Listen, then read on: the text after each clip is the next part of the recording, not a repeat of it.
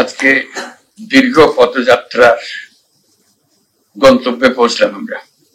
কঠিন পথযাত্রা ছিল এটা। যখন সরকারি প্রথম আসলাম, আমার প্রথম দৃষ্টি ছিল লেবার রাইটস এর উপরে, এবং আইএলওর যিনি প্রতিনিধি আসতেন তার সঙ্গে আছেন, তাকে ডাকলাম। তিনি বললেন যে কিছুই করা হয়নি। আমি বললাম যে এরকম কিরকম কথা এটা। তখন উনি বিস্তারিত বর্ণনা দিলেন যে কি কি কারণে হয়নি। তো ওনার সঙ্গে বারে বারে বৈঠক করলাম কিভাবে এটা উত্তরণ করা যাবে। আমি বলতে থাকলাম যে এটা করা দরকার, এবং যারা ব্যবসায়ী, যারা কারখানার মালিক, তাদের সঙ্গে বসলাম, বোঝালাম যে এটা স্বাক্ষর করা মানে আপনাদেরও উপকার, তাদের উপকার। আমার দায়িত্ব হলো এই সরকার যতদিন আছে ভেতরের কাজটা করে যাওয়া, এটা আমার একটা প্রধান দায়িত্ব। তখনও বুঝি নাই যে এটার মধ্যে কি আছে। আমার বললো যে আগামী জেনেভা বৈঠকে যেতে হবে, সেখানে আপনাদের ব্যাখ্যা করতে হবে কেন আপনারা এটা করছেন না পর্যন্ত। অতীতের ব্যাখ্যাগুলো কি ছিল বোঝার চেষ্টা করলাম, কেন হলো না। ওই অবাক কাণ্ড, রানা প্লাজার ঘটনার সময় সবকিছু সামনে আসলো, সারা দুনিয়ার সামনে আসলো। আমাদের লেবারদের, শ্রমিকদের যে পাওনা, তাদের যে দায়, তাদের যে অধিকারগুলো আছে, কোনোটাই কোথাও স্বীকৃতি নাই। রানা প্লাজাতে এই ঘটনার পরে সরকার সমস্ত কিছুতে স্বাক্ষর করলো যে আমরা এই এই এই জিনিসগুলো করে গেলাম। তা বললাম যে তা তো হয়ে গেল, তারপর রানা প্লাজা তো বহুদিন আগের ঘটনা, এখন কি হলো? তখন বলছি এক পর্যন্ত কিছু হয়নি। আমি তো অবাক হয়ে গেলাম, রানা প্লাজা সেই কবেকার ঘটনা, এখনো পর্যন্ত হয়নি, শুধু হবে হবে হবে বলছে। আমাদের প্রত্যেকবার বলে হবে হবে। তা বললাম যে এবার হবে, এটা আমরা করে যাও আমাদের মেয়াদকালে। এটা আমাদের একটা বড় দায়িত্ব হলো, এই কাজটা কনভেনশন শুরু করা, এটা আমাদের বড় দায়িত্ব। কনভেনশন এতগুলো ছিল তখন আমি বুঝছি যে একটা কনভেনশনে সই করলে বোধ হয় আমরা উত্তরণ হয়ে যাবো আমাদের। তখন মন্ত্রণালয়কে বললাম যে এটার পেছনে লাগতে হবে। লুৎফে যখন জয়েন করলো তাকেও বললাম যে তুমি এটার পেছনে লাগো, এটাই তোমার প্রধান কাজ, আর যত কাজই করো। শেখাওয়াত আসলো, তাকে বললাম যে এটা একমাত্র কাজ, তোমার প্রধান একমাত্র কাজ, এটা আমরা থাকা অবস্থায় এটা সমাপ্তি পর্বে নিয়ে যেতে হবে। আজকে সেই শুভ দিন। তোমরা যারা এর মধ্যে এটার পেছনে খেটেছো, এবং বিশেষ করে শেখাওয়াত এবং লুৎফে দুইজনে বিশেষভাবে খেটেছে, তাদের সবার জন্য অভিনন্দন। আমরা জোরে একটা হাত তালি দিই।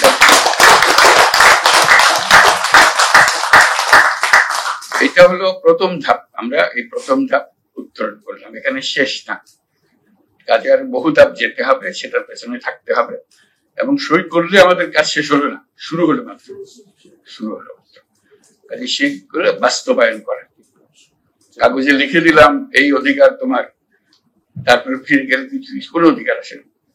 অধিকার কিন্তু কাগজে লেখাটা খুব গুরুত্বপূর্ণ জিনিস, আমি হালকা ভাবে নিচ্ছি না। ওইটা কাগজে একবার সই স্বাক্ষর হলে তখন এটা দাবি আসে যে আপনি তো রাজি হয়েছেন, সই স্বাক্ষর করেছেন, আন্তর্জাতিক প্রতিষ্ঠানের সঙ্গে ওয়াদা করেছেন, তাদের সঙ্গে সই করেছেন, আপনাকে এগুলো পালন করতে হবে। সেই দায়িত্ব আমরা এখন নিলাম যে আমরা এটা পালন করবো। আমরা সইও করলাম, এটা পালনও করবো।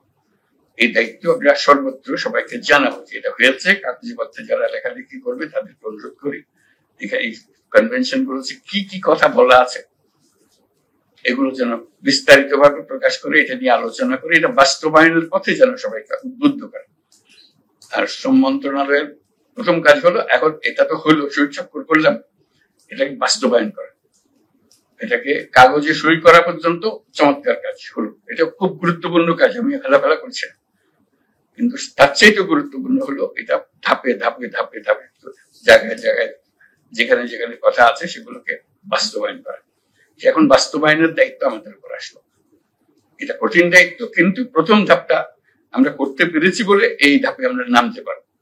এই মেয়াদকালে, অন্তর্বর্তী সরকারের মেয়াদকালে যে আমরা এই কনভেনশন গুলোতে সই করতে পারলাম, এটা আমাদের জন্য বড় একটা সান্ত্বনার বিষয়।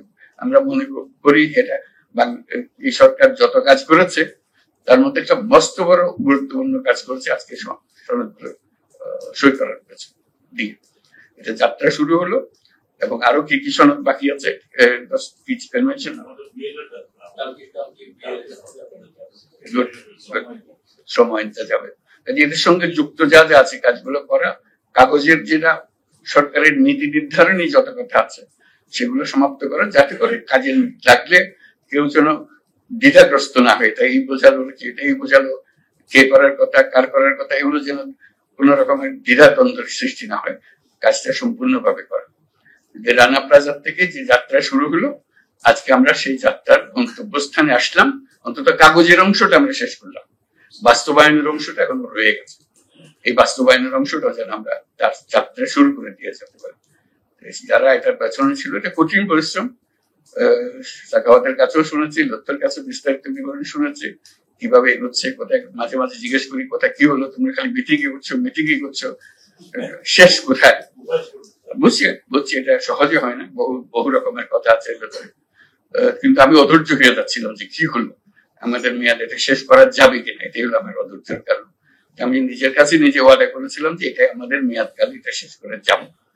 এরকম খোলামেলা একটা জিনিস রেখে দিয়ে যেভাবে ছিল সেভাবে রেখে দিয়ে চলে যাবো না। এটা আজকে এটা সান্ত্বনা পাচ্ছি, আনন্দ লাগছে যে এটা আমরা সই করে একটা পর্যায়ে পৌঁছালাম, আমাদের স্বাক্ষর হয়ে গেল, এখন আমরা বাস্তবায়নের দিকে যেতে পারি।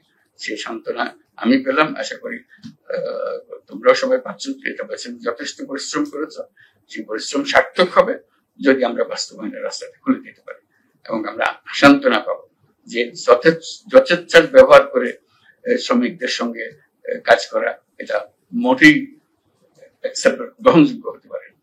এটা নীতির ভেতরে থাকতে হবে, এবং সেই নীতি যাতে যথাযথভাবে পালন করা হয়।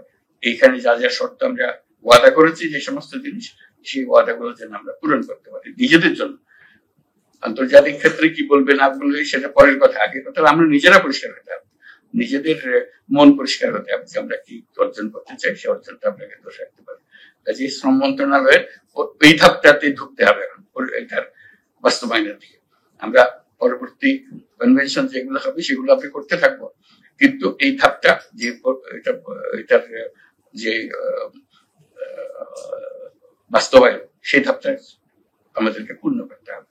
রানা প্লাজা যে দায়িত্ব আমাদের উপর দিয়ে গেছে, তাদের জীবনের বিনিময়ে এটা আজকে আমরা তার একটা ধাপ পূরণ করলাম। এটা আমাদের সান্ত্বনা, আমরা খুব আনন্দ পাচ্ছি, সবাই আনন্দিত, এবং আশা করি আমরা সামনের পথ এই আনন্দ নিয়ে যাত্রা করতে পারবো, এবং এটা আমরা সঠিকভাবে সর্বত্র কমপ্লাই করতে পারবো, এটাকে বাস্তবায়ন করতে পারবো সেটা। তো সবাইকে আবারও ধন্যবাদ। আজকের এই দিনটার জন্য একটা শুভ দিন, স্মরণীয় দিন হয়ে থাকবে। শ্রমিকদের অধিকারের বিষয়ে এটা একটা গুরুত্বপূর্ণ দিন হিসেবে বিবেচিত হবে, যেহেতু আমরা এই কনভেনশনে আমরা স্বাক্ষর করলাম আজকে। সবাইকে ধন্যবাদ।